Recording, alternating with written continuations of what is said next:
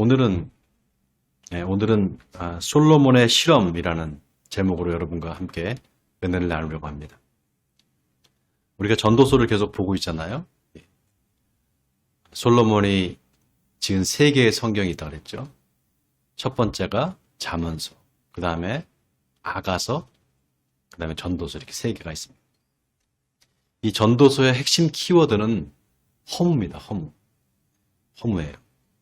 인생이 허무하다는 거예요. 인생이 무상하다는 겁니다. 그래서 솔로몬이 해 아래에서 수고하는 모든 수고가 사람에게 무엇이 유익한가 이렇게 묻습니다. 무엇이 유익한가? 유익한 게 없다라는 거예요.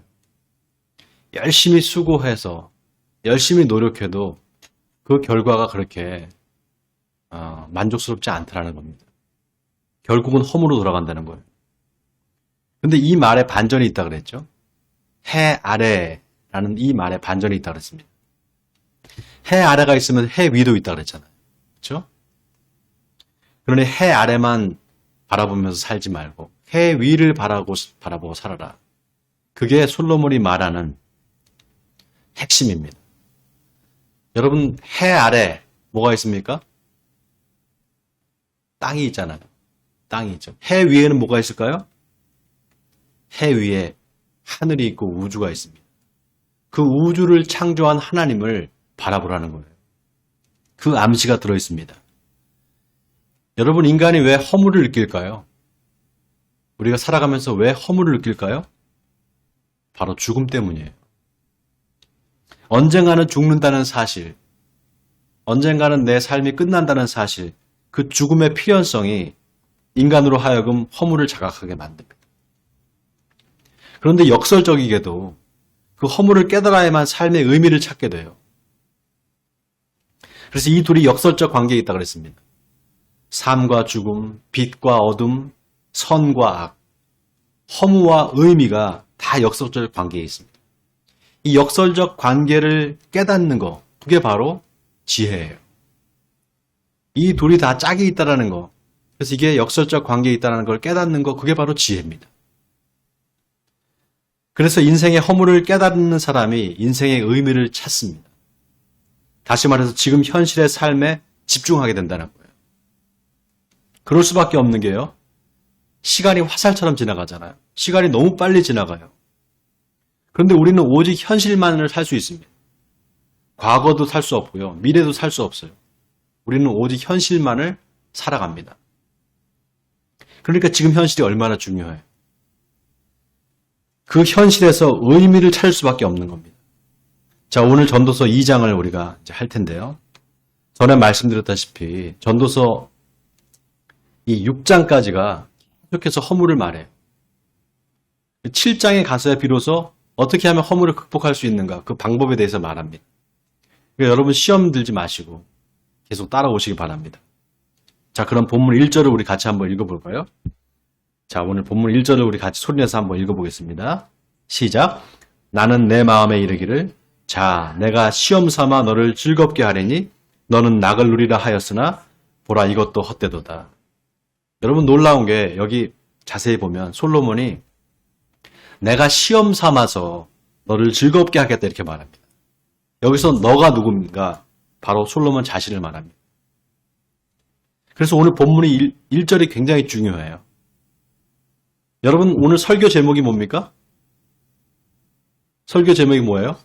솔로몬의 실험이에요. 실험. 영어로 말하면 experiment. 네. 솔로몬의 experiment,예요. 솔로몬이 자기 자신을, 자기 인생을 실험 대상으로 삼은 거예요. 실험 대상으로 삼고 도대체 어떻게 하면 인간이 행복할 수 있을까? 도대체 어떻게 사는 것이 행복할 수 있을까? 이거를 자기 자신을 실험 대상으로 삼고 인생을 한번 멋지게 살아보게 되겠다. 쾌락을 쫓아 살아봤다는 거예요. 그런데 그 결과가 뭐냐? 헛되고 허무하더라는 거예요. 내가 시험 삼아 너를 즐겁게 하리니 너는 낙을 누리라 하였으나 보라 이것도 헛되도다. 자, 그렇게 말하잖아요. 자, 그럼 2절을 보세요. 다음 2절에 내가 웃음에 관하여 말하여 이르기를 그것은 미친 것이라 하였고 희락에 대하여 이르기를 이것이 무슨 소용이 있는가 하였노라. 여러분 사람이 어떨 때 웃습니까? 사람이 어떨 때 웃어요? 기쁘고 즐거운 일이 있을 때 웃잖아요. 그죠? 기쁘고 즐거운 일이 있을 때. 그런데 사람이 기뻐야만 웃는 게 아니에요. 기쁘지 않고도 웃을 수 있습니다. 어떨 때 웃겨요? 웃기는 거 보면, 그죠? 웃기는 거 보면은. 우리나라 최초의 코미디 프로가 뭔지 아세요, 여러분? 우리나라에서 나왔던 최초의 코미디 프로. 아, 맞아요. 우리 사모님 아시네. 웃으면 복이 와요. 그게 최초의 코미디 프로그램이었는데, 배삼룡 구봉서 씨가 나와서 많이 웃겼잖아요. 근데 최근에까지 이제 프로그램이 계속 그런 게 이어졌는데, 개그 콘서트 여러분 보셨어요? 개그 콘서트? 개그 콘서트, 그 다음에 코미디 빅리그 뭐 이런 거 보셨죠? 그런 거 보면 어때요? 막 웃기잖아요. 그죠? 근데 요즘 그런 게 다 없어졌어요. 개그 콘서트, 코미디 빅리그 없어졌습니다. 그리고 지금은 다 유튜브가 있어요. 유튜브. 유튜브에서 보세요, 여러분. 유튜브에 나오는 코미디 프로그램 같은 것들이 있어요. 근데 그게 너무 폭력적이고요. 너무 선정적입니다.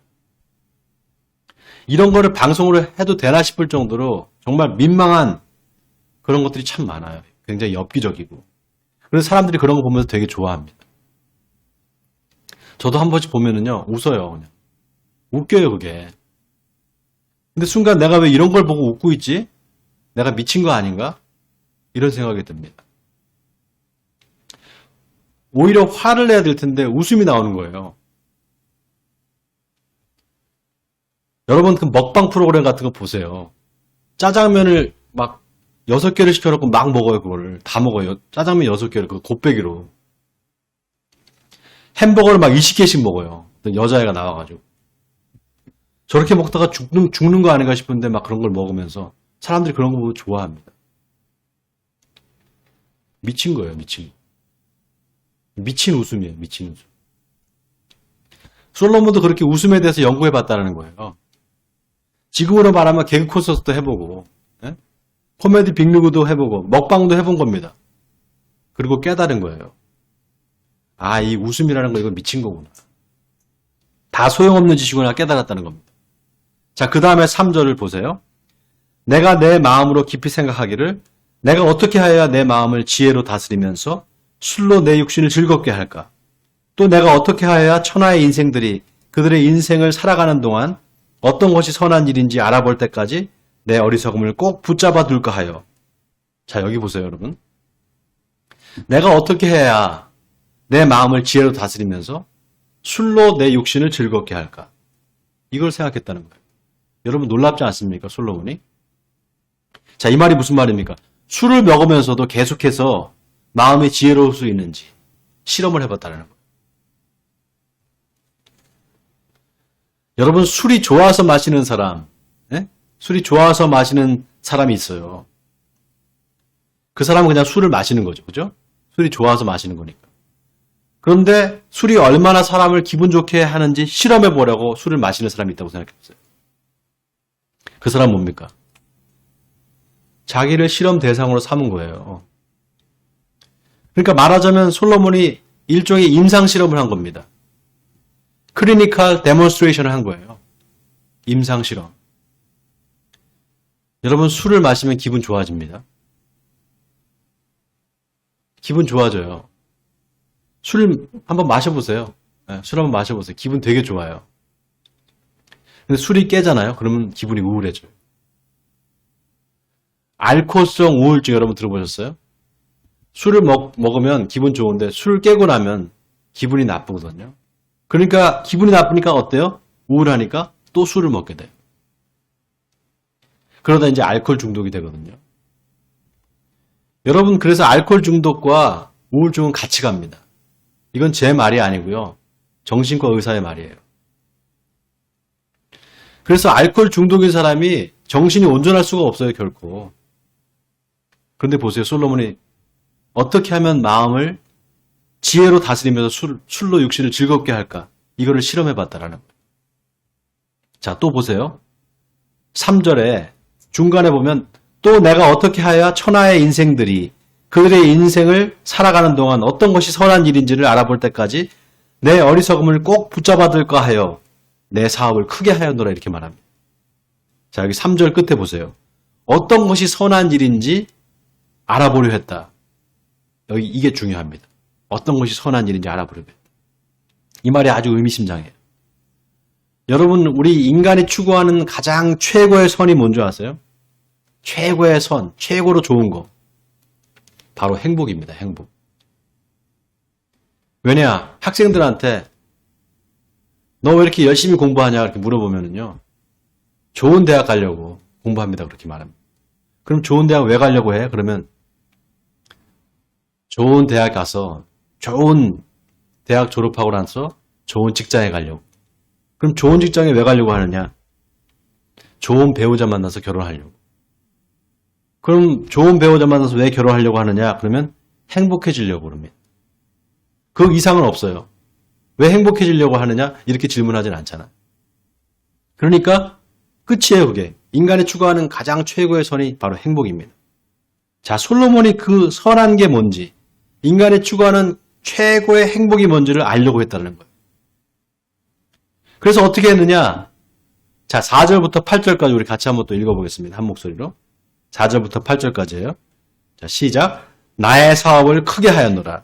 내가 나를 위하여 집을 짓고 포도원을 일구며 여러 동산과 과원을 만들고 그 가운데 각종 과목을 심었으며 나를 위하여 수목을 기르는 살림에 물을 주기 위하여 못들을 팠으며 남녀노비들을 사기도 하였고 나를 위하여 집에서 종들을 낳기도 하였으며 나보다 먼저 예루살렘에 있던 모든 자들보다도 내가 소와 양떼의 소유를 더 많이 가졌으며 은금과 왕들이 소유한 보배와 여러 지방의 보배를 나를 위하여 쌓고 또 노래하는 남녀들과 인생들이 기뻐하는 처첩을 많이 두었노라.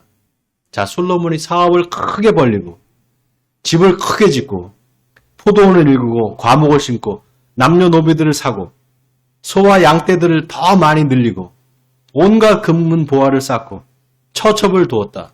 근데 그 목적이 뭐냐? 선한 게 뭔지, 선한 게 뭔지를 알려고 그랬다는 거예요. 여러분, 이게 중요해요. 솔로몬은 사업이 목적이 아니었어요. 집을 짓는 게 목적이 아니었습니다. 금은 보화를 쌓는 게 목적이 아니었어요. 선한 게 뭔지를 알려는 게 목적이었어요. 다시 말해서 인생이 추구하는 최고의 선이 뭘까를 찾았던 겁니다. 솔로몬이.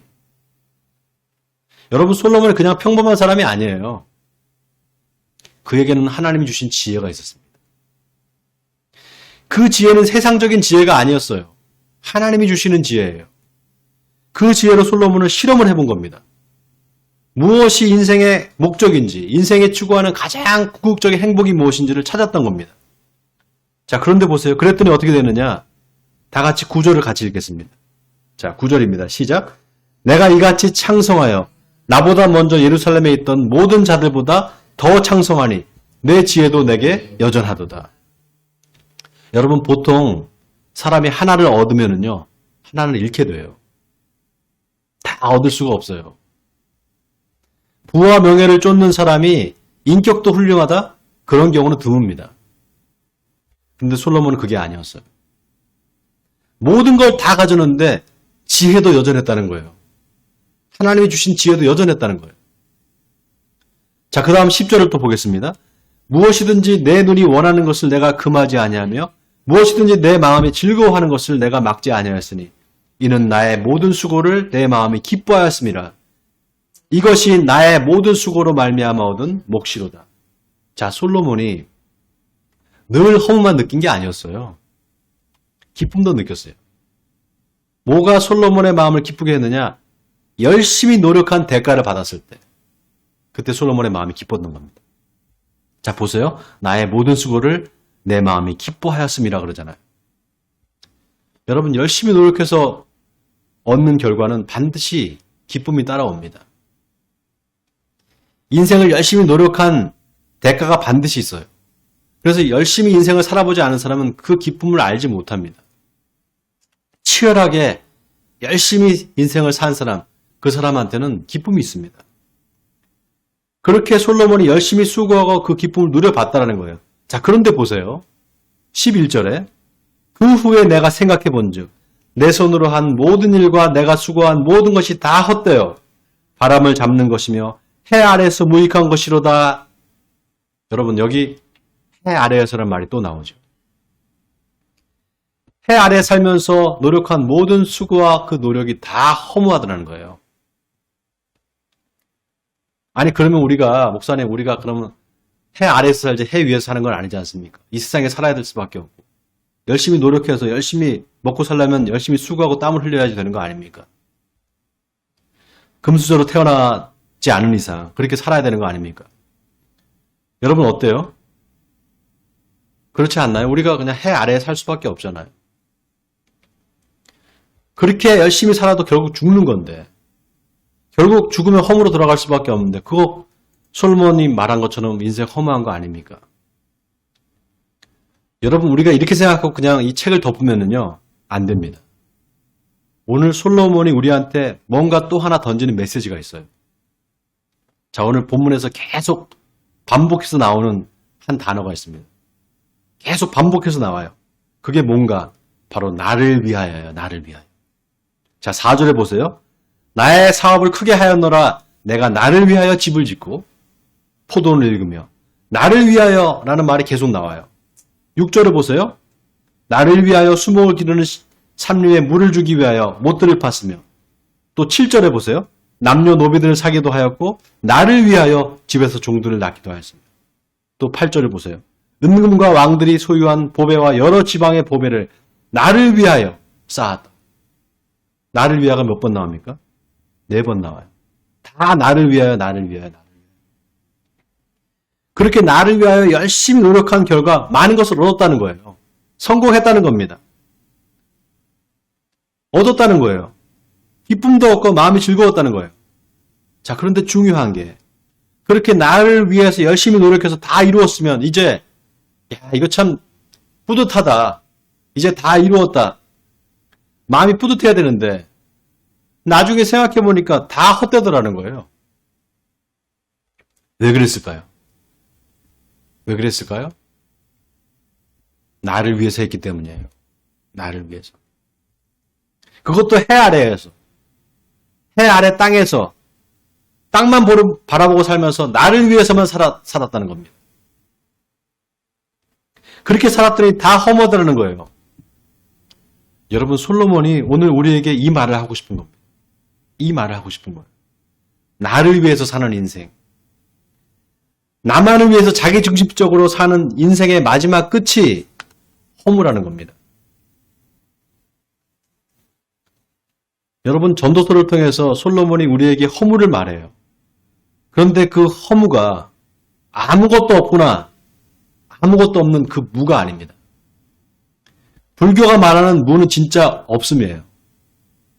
불교에서 무라고 그러잖아요. 무. 그건 없음이에요. 그래서 불교가 말하는 제일 중요한 깨달음이 뭐냐? 내가 없다라는 거예요. 내가 없다. 무아입니다. 무아. 무아라고 할 때 그 무가 없을 무에 아자는 나 아자예요. 내가 없음 이런 뜻이에요. 여러분 생각해 보세요. 내가 없는데 화낼 게 뭐가 있어요? 내가 없는데. 그죠? 나라는 존재가 본래 없는 건데 화낼 이유가 없는 거예요. 그런데 기독교는 있거든요. 기독교는 내가 있어요. 내가 있으니까 너도 있고 내가 있으니까 하나님도 계시는 거예요. 기독교와 불교의 차이는 그 차이입니다.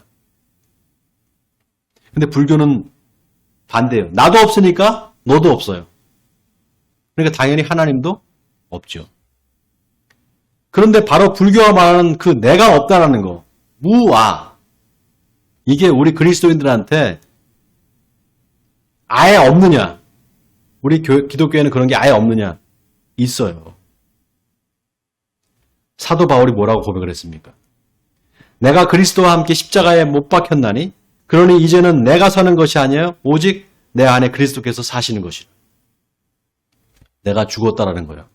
내가 없다라는 겁니다. 내가 죽고 없다라는 거예요. 그래서 진짜 예수를 믿는 사람은 내가 없는 사람이에요. 진짜 예수를 믿는 사람은.